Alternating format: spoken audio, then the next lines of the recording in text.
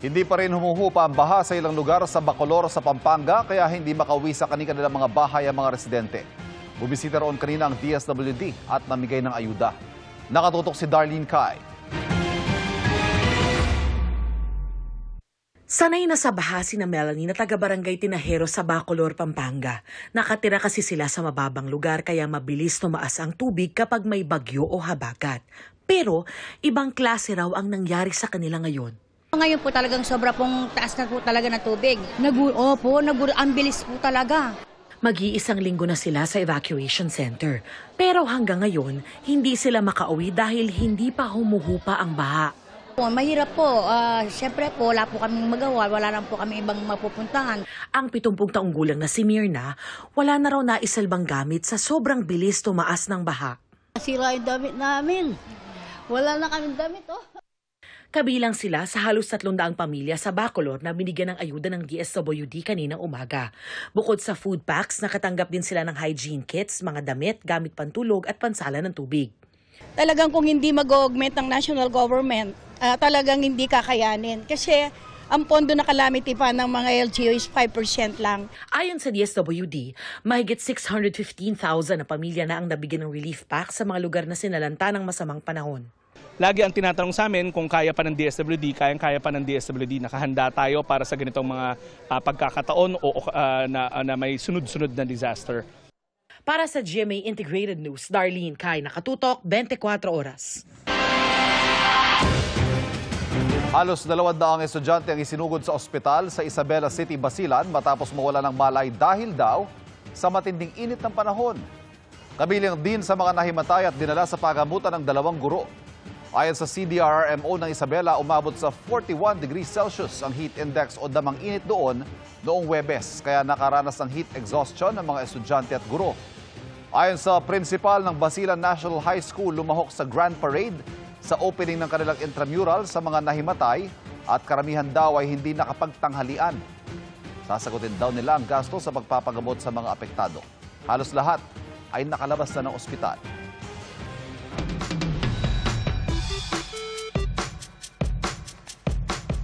Kahit may mga bumabatikos, buhay pa rin sa Spain ang tradisyon ng pagpapahabol sa mga rumaragasang toro. Kuya Kim, ano na?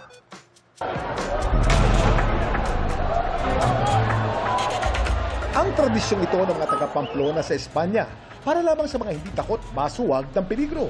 Ang libo-libong lumalahok kasi rito, kinakailangan magpahabol at makipagtakbuhan sa mga toro.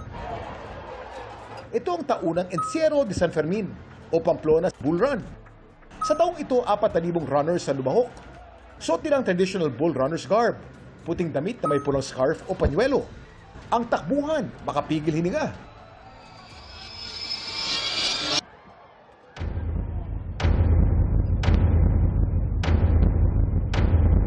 Pero sa pagtatapos ng kapistahan, 4 sa mga lumahok na runners, sugatan.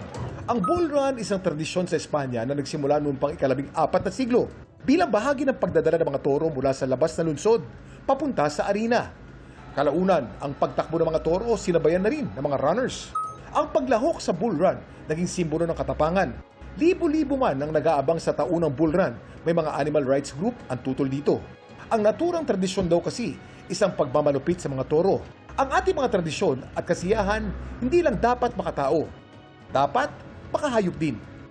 Ito po si Kuya Kim at sagot ko kayo 24 oras. Aminadong kinabahan si Barbie Fortesa sa special screening ng kanyang pelikula na P77. Kung bakit, alamin sa chika ni Athena Imperial. Asa? Ay, ilang ang tao dito. Bago opisyal na manakot at manggulat sa mga sinihan sa Miyerkules, nagkaroon muna ng special screening ang mind-bending horror drama ng GMA Pictures at GMA Public Affairs na P77.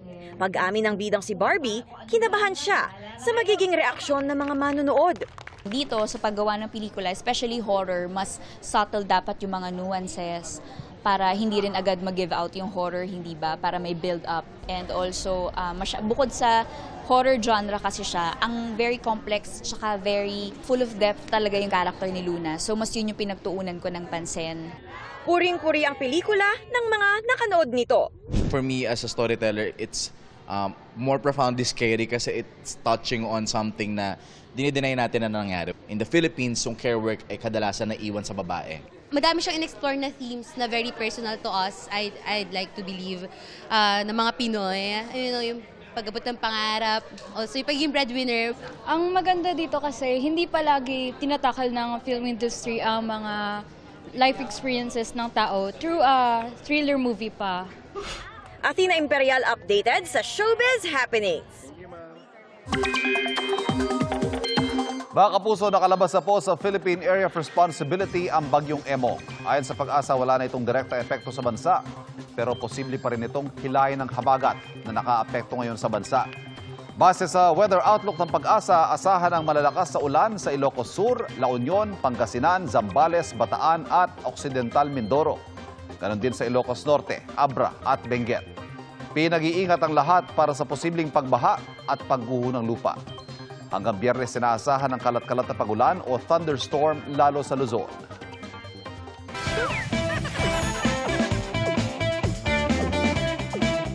Matamis ang palitan ng Aidu sa tinaguriang Land of Sweet Surprises, Negros Occidental. Pero ilang sandali lang matapos nito, biglang bumuhos ang malakas na ulan.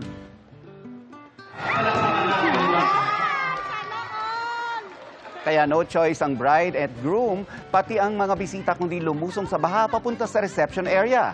Imbes na ma-stress, tila naging parte pa ng programa ang pagligo sa ulan.